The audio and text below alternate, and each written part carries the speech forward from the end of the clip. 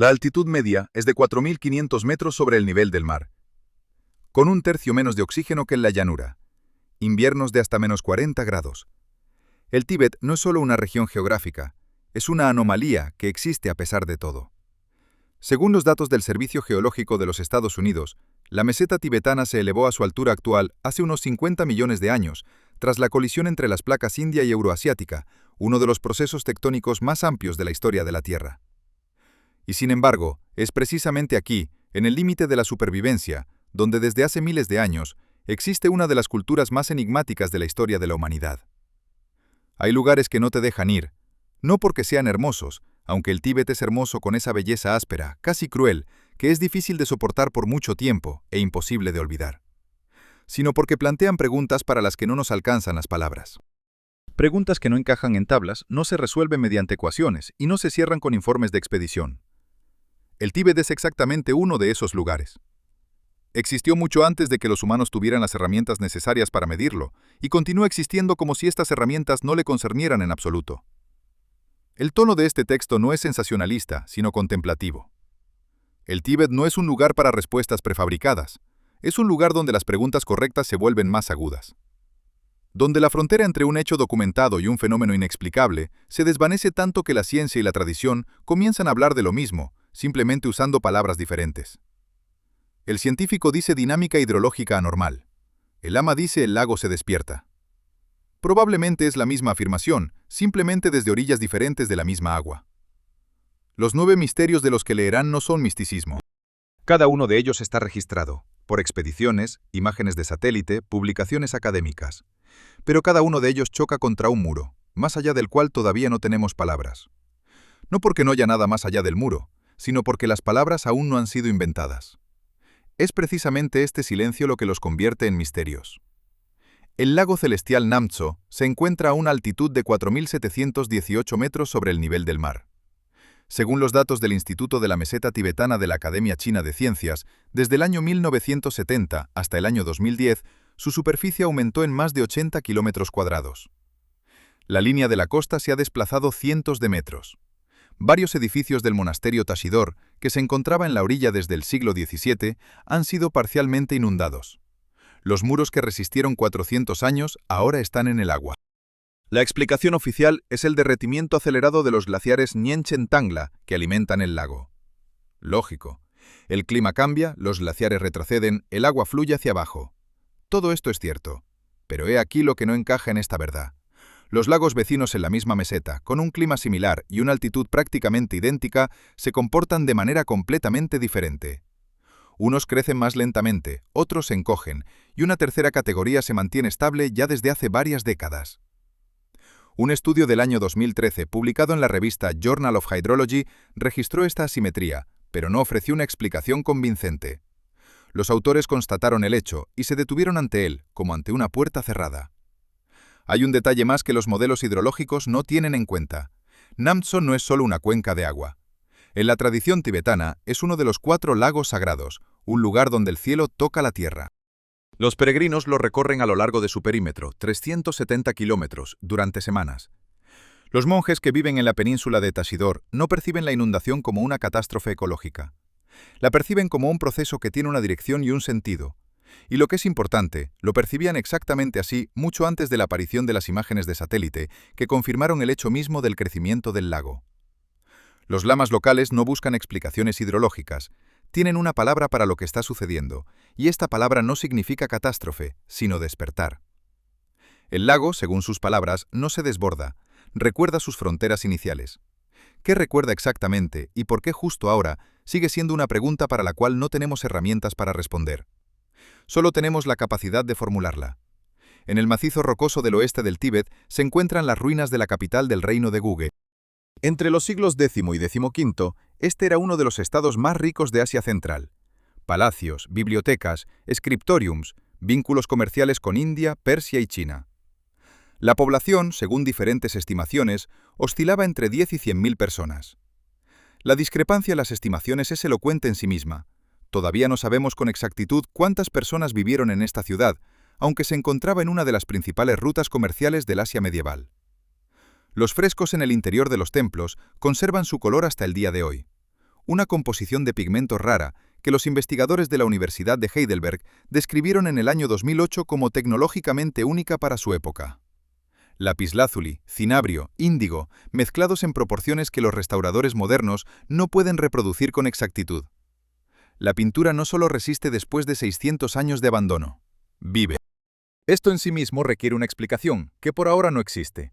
Y luego, en el siglo XV, todo desapareció. Los primeros europeos que llegaron aquí a principios del siglo XVII, los misioneros jesuitas Andrade y Marqués, descubrieron objetos abandonados, reservas de cereales intactas, ropas dobladas como si el dueño hubiera salido por poco tiempo. Como si la gente se hubiera levantado y se hubiera ido en un solo día, sin llevarse nada. No hay rastros de pánico, no hay rastros de enfermedad, no hay fosas comunes que dejan tras de sí las conquistas y las epidemias. La versión oficial, la invasión del ejército de Ladakh, explica la destrucción, pero no lo principal, ¿por qué nadie volvió nunca?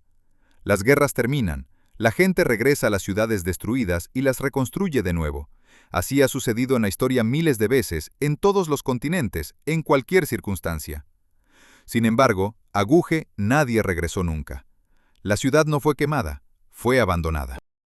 Abandonada como si el regreso fuera no solo indeseado, sino imposible. O prohibido. Una leyenda local habla del hechizo del último rey, Ritse Tashi Grakpa, quien selló lugar no para su destrucción, sino para su conservación, hasta que el mundo esté preparado para comprenderlo.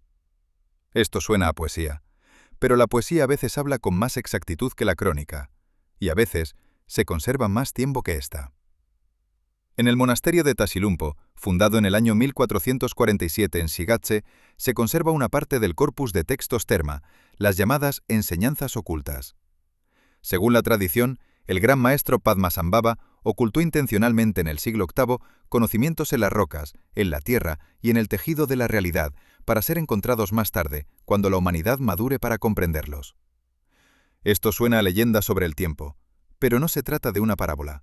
Se trata de textos concretos que continúan siendo encontrados hasta el día de hoy. Siguen siendo encontrados ahora, literalmente en las grietas de las rocas. El contenido, según las descripciones de los investigadores, entre ellos el tibetólogo Robert Beer y el antropólogo Geoffrey Samuel, es sorprendentemente concreto. Descripciones anatómicas que coinciden parcialmente con los datos de la medicina moderna, mapas geográficos confirmados por las imágenes de satélite. Los textos están fechados mucho antes del desarrollo de las respectivas ciencias. La datación no despierta dudas. La duda es suscitada por el contenido. Uno de estos textos, encontrado a finales del siglo XIX en la región de Lhasa, contenía la descripción de un sistema de canales en el cuerpo humano, que apenas un siglo después coincidió parcialmente con la cartografía del sistema linfático según los datos de la anatomía occidental. La coincidencia terminológica fue indirecta, las interpretaciones diferentes. Pero el hecho mismo de la similitud estructural llevó a varios científicos a hacer una pausa. Una larga pausa, de la que no salieron con una explicación. La interpretación académica se reduce a un sistema desarrollado de observación empírica. Los milenios de prácticas meditativas, de observación atenta del cuerpo y la naturaleza, pueden acumular conocimientos que no son inferiores a los instrumentales. Es una hipótesis honesta, pero los monjes lo formulan de otra manera, y posiblemente con más exactitud. Estos conocimientos no fueron adquiridos, fueron recordados. La diferencia no es semántica, es una diferencia en la comprensión de la fuente de donde proviene el conocimiento y a dónde desaparece cuando una civilización se derrumba. Y se aparece de nuevo, por sí solo. El monte Kailash es sagrado simultáneamente para 4 religiones: budismo, hinduismo, jainismo y la tradición Bon. Ningún otro punto de la Tierra es un santuario para un número tan grande de sistemas espirituales independientes, surgidos en tiempos diferentes, en culturas diferentes, sin tener entre ellos una conexión doctrinal directa. Nadie ha subido a la cima del monte Kailash, no porque esto sea imposible desde el punto de vista físico, sino debido a un acuerdo general tácito, respetado por absolutamente todo el mundo. Incluso los alpinistas, para quienes la conquista de las cumbres es una profesión y el sentido de la vida, se detienen en sus faldas. Esto es en sí mismo un fenómeno que merece un estudio separado. ¿Qué hace exactamente que personas de culturas diferentes, épocas diferentes, creencias diferentes, tomen una y la misma decisión, la de no subir? ¿El miedo? ¿El respeto? ¿O algo más difícil de describir, un sentimiento que no se traduce en palabras, pero que es leído sin error por todo el ser tan pronto como te encuentras cerca? Pero el principal misterio es la geometría. El Kailash tiene la forma de una pirámide simétrica casi perfecta, con 4 caras orientadas estrictamente según los puntos cardinales. En geología, una simetría así, incluso si se encuentra, es una excepción extremadamente rara, el resultado de millones de años de erosión en condiciones estrictamente determinadas y muy específicas. El geólogo D.G. Uspensky y el investigador ruso Ernst Muldashev registraron huellas que recuerdan el procesamiento de la superficie. La comunidad académica se mostró escéptica, pero tampoco hubo un rechazo basado en datos de campo. El escepticismo sin contraargumentos no es ciencia, es también un tipo de creencia. Los peregrinos que realizan el rodeo de 52 kilómetros, la Cora, reportan regularmente alteraciones en la percepción del tiempo. Una rotación dura, por regla general, 3 días. Sin embargo, a nivel subjetivo, a veces considerablemente menos, a veces considerablemente más, y esto en el caso de personas que caminan juntas al mismo tiempo. El efecto ha sido registrado por varios grupos independientes de observadores.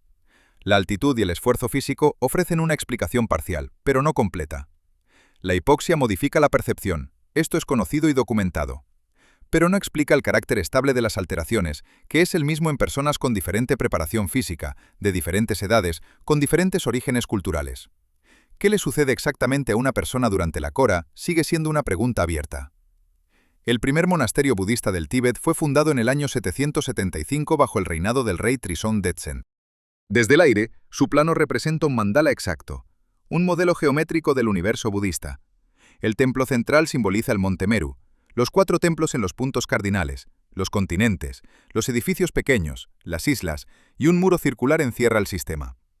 Las proporciones corresponden a los textos cosmológicos hasta en los más mínimos detalles. La orientación según los puntos cardinales es exacta. Los arquitectos occidentales, que estudiaron el monasterio de Samye en los años 90 en el marco de los proyectos de la UNESCO, constataron un nivel excepcional de planificación espacial.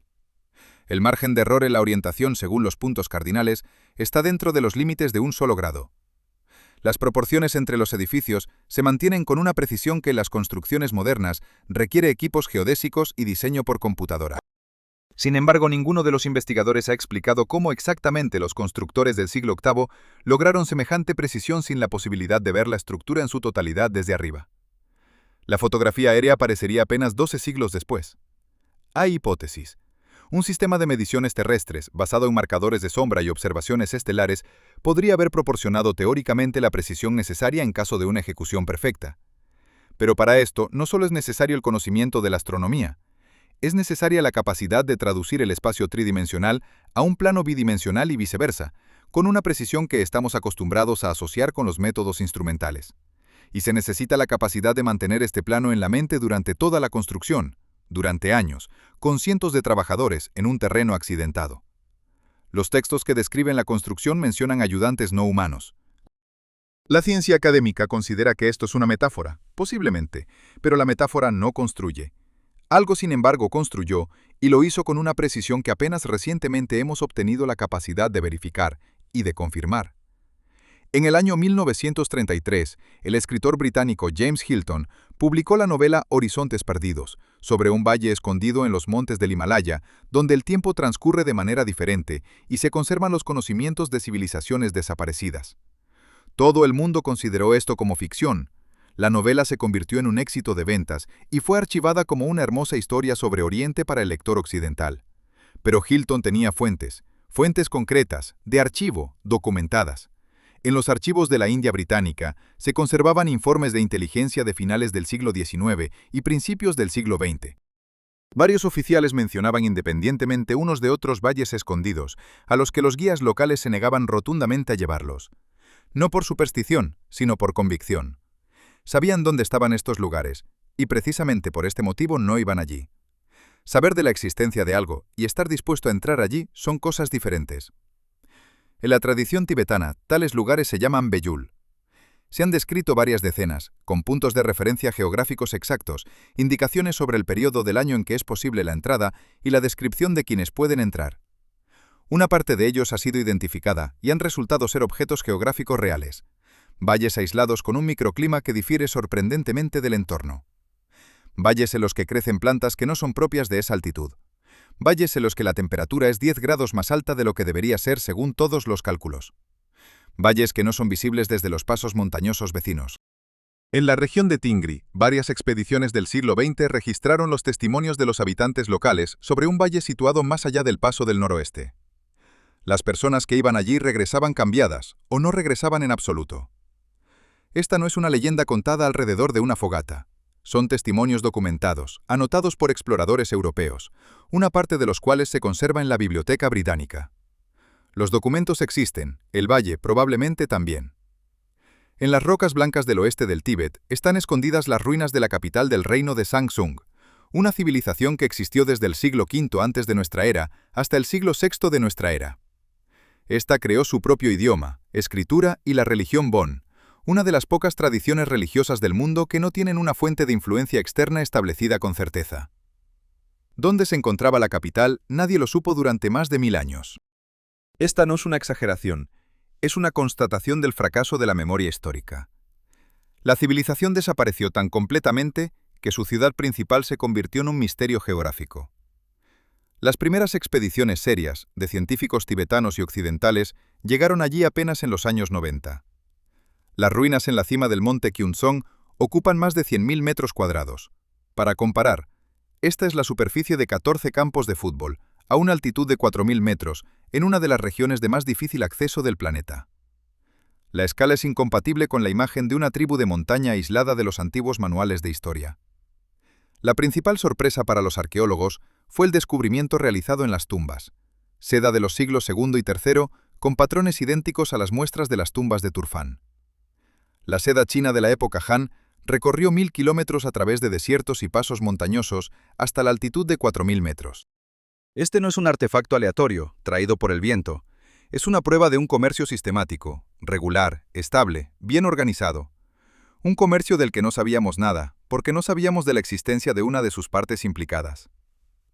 Sangsung no fue un callejón sin salida, sino un punto nodal del comercio intercontinental mucho antes de que la gran ruta de la seda recibiera su nombre y a sus exploradores. Existió, y no apareció en los manuales. Esto es importante no solo como hecho histórico, es un recordatorio de cuántas cosas aún no sabemos, no porque no existan pruebas, sino porque por ahora nadie ha llegado a la roca adecuada. El idioma desapareció en el siglo VI, las ciudades se vaciaron. Sin embargo, la religión Bon sobrevivió, y en sus textos aún viven descripciones de los lugares y prácticas que no encuentran su correspondencia en ninguna otra tradición del mundo. Como si Sangsung se hubiera disuelto en su fe y continuara existiendo en ella, invisible, como el agua en la piedra. A 28 kilómetros al noreste de Lhasa, en los precipicios rocosos sobre el río Pomo, se encuentra el monasterio rupestre de Yerpa, uno de los más antiguos del Tíbet. Aquí meditó en el siglo VII el propio Songtsen Gampo, el unificador del Tíbet. Posteriormente, Padmasambhava y Atisha. Cada uno de estos nombres es un hito en la historia del budismo. El hecho de que los tres eligieran precisamente este lugar merece atención en sí mismo. Las cuevas se adentran en la roca a una profundidad que nadie ha medido oficialmente. Esto es extraño en sí mismo. En la era de los lidares y las imágenes de satélite, cuevas sin medir a media hora de viaje en automóvil desde la capital. En los años 80 y 90, varios investigadores occidentales que recibieron permiso para permanecer en las cuevas registraron un fenómeno similar. El tiempo subjetivo dejó de corresponder con el reloj. Una estancia de 3 días se sentía como de unas pocas horas y viceversa. Unas pocas horas se alargaban hasta la sensación de días. Los investigadores eran personas diferentes, con experiencia diferente, en momentos diferentes. El fenómeno, constantemente el mismo. El neurobiólogo William Sangwill, que describió efectos similares en condiciones de privación sensorial en el año 1954, los explicó por la desactivación de las referencias externas. Sin luz, sin sonido, sin tiempo social, el cerebro pierde su capacidad de calibrar la experiencia subjetiva y comienza a generarla por sí mismo, con resultados impredecibles. Pero en las cuevas de Yerpa no existían condiciones de aislamiento en el sentido estricto. La luz penetraba, los sonidos de afuera también. El modelo estándar de la privación sensorial no explica en su totalidad lo que sucede. La tradición local explica esto de otra manera. En determinados puntos del espacio, el tiempo no fluye, se detiene. Estos puntos fueron conocidos mucho antes de cualquier neurociencia. Están marcados con exactitud en mapas que los monjes no muestran a los extraños. No por secretismo por el simple hecho de serlo, sino porque los mapas solo tienen sentido para aquellos que están preparados para usarlos. El mapa de un lugar donde el tiempo se detiene es inútil para aquel que no está él mismo preparado para detenerse. El lago crece, pero no como los vecinos. La ciudad desapareció y nadie regresó jamás.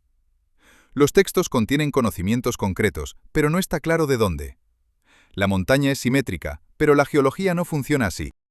El monasterio es exacto desde el aire, pero los constructores no pudieron verlo desde el aire. Los valles escondidos están descritos con precisión, pero una parte de ellos no ha sido encontrada. El imperio comerció con China, pero no apareció en los manuales durante 1000 años. El tiempo en las cuevas no se comporta de manera correspondiente, pero la física guarda silencio.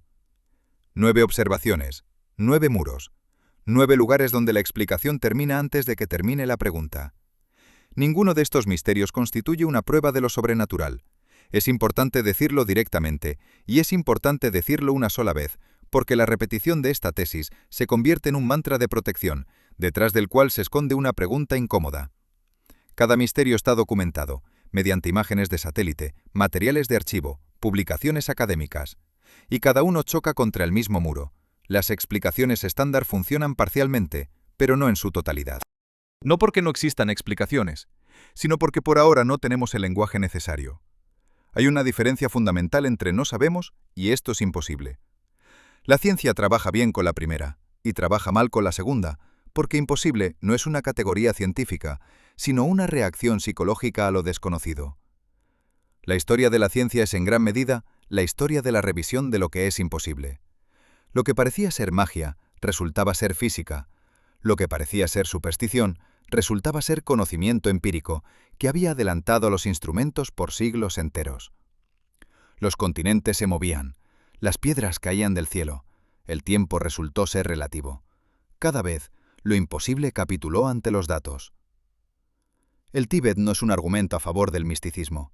El Tíbet es un argumento a favor de la modestia, a favor del hecho de que el mapa no es el territorio. Del hecho de que nuestros modelos explicativos, por muy sofisticados que sean, no describen la realidad, sino nuestra capacidad actual de percibirla. Y a veces la realidad supera los límites de esta capacidad. No de manera dramática, no de manera sensacional, sino de manera calmada y metódica, como el agua que sube a las orillas del monasterio de Tashidor. El agua no anuncia su presencia, simplemente crece. Los monjes que observan este crecimiento no se preocupan. Llevan un registro, al igual que lo llevaban sus predecesores. Saben que lo que sucede tiene una lógica, solo que no es el tipo de lógica que puede anotarse en forma de una ecuación.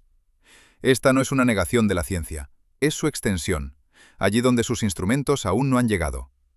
Es precisamente esta brecha lo que es el Tíbet, no un lugar de milagros, no una ruta turística hacia la iluminación, no un decorado para el turismo espiritual, sino un recordatorio. Entre lo que consideramos posible y lo que existe en verdad, hay una distancia. Las tecnologías no eliminan esta distancia, solo nos permiten medirla con más precisión. Y cuanto más precisamente la medimos, con mayor claridad vemos, no se hace más pequeña. El Tíbet espera pacientemente hasta que aparezcan los instrumentos capaces de comprenderlo. No tiene ninguna prisa, tiene la experiencia de la espera.